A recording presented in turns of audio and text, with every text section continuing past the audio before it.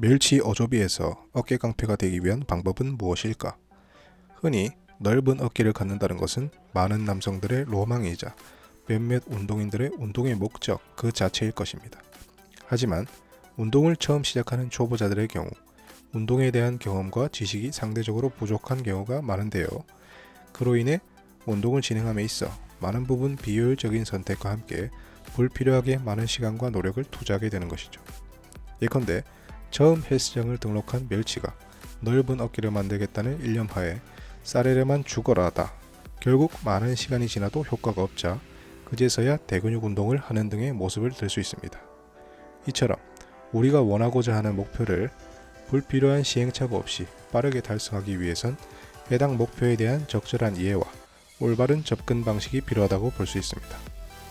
그렇다면 우리가 원하고자 하는 목표인 넓은 어깨를 얻기 위해선 어떤 운동을 어떻게 접근해야 할까요? 그에 대한 답을 단 한 문장으로 말씀드리겠습니다. 넓은 어깨를 얻기 위해선 견갑골을 이용한 밀고 당기는 운동을 다양한 각도로 제대로 수행하는 것입니다. 이 한 문장에 넓은 어깨를 만들기 위한 모든 방법과 운동에 대한 키가 담겨 있다고 말할 수 있는데요. 우선 위 표현에서 주목해야 하는 포인트는 크게 세 부분입니다. 첫째, 넓은 어깨를 얻기 위해선 견갑골이라는 요소가 큰 요인으로 작용합니다.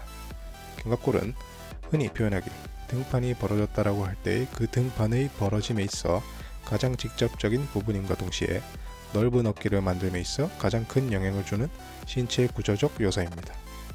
견갑골은 다른 뼈와는 다르게 근육간 자유로이 떠다니는 섬과 같은 형태를 띠고 있는데 이 때문에 견갑골 사이 근육인 능형근, 중부승모근 등의 발달 정도에 따라 그 간격을 넓히는 것이 가능하게 되고 그로 인해 시각적으로 더욱 넓은 등판을 만들 수 있게 되며 전면에서 봤을 때도 보다 넓어 보이는 프레임을 갖게 되는 것입니다.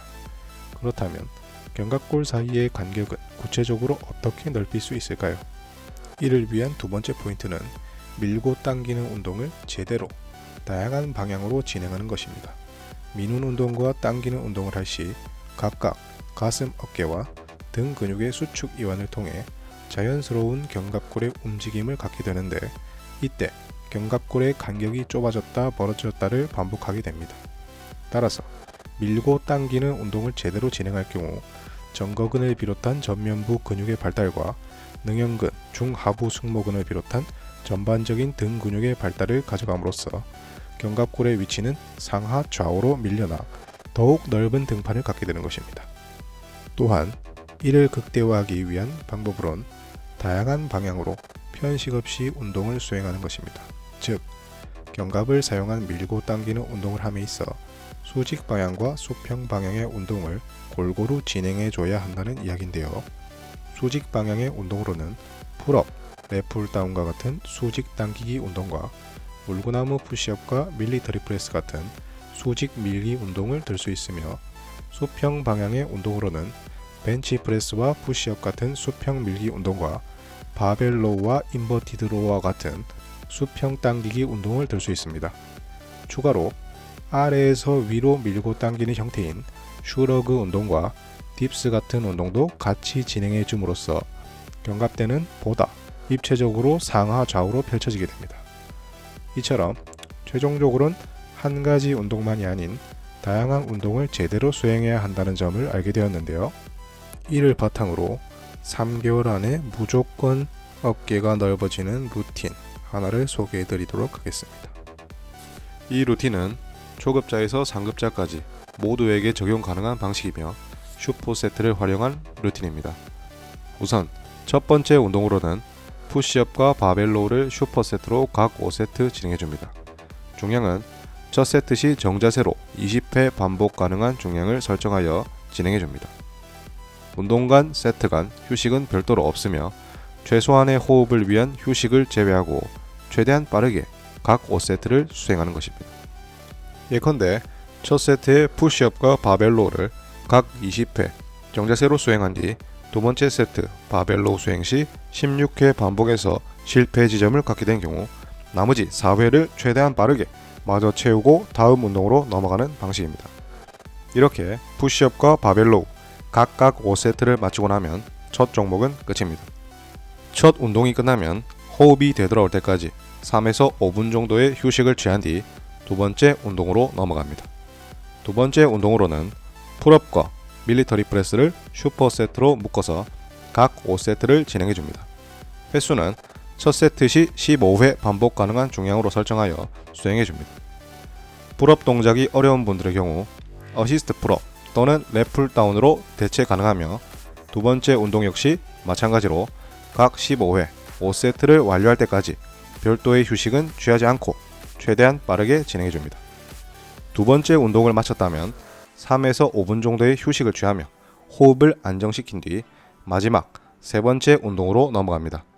세 번째 운동은 슈러그와 딥스를 각 3세트 진행하는데 이는 마무리 운동으로 횟수보단 펌프에 신경을 쓰며 진행합니다. 따라서 해당 근섬유의 수축 이완에 집중하여 진행합니다.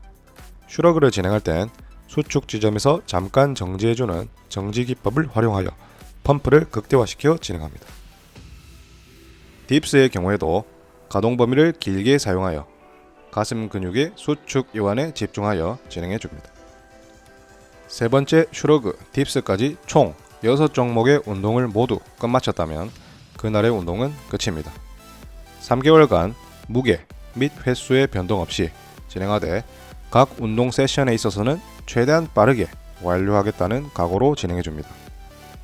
일주일에 4일을 위와 같은 방식으로 진행해 줍니다. 위 운동 루틴은 총 볼륨에 있어 어느 정도 피로도가 발생하는 루틴입니다.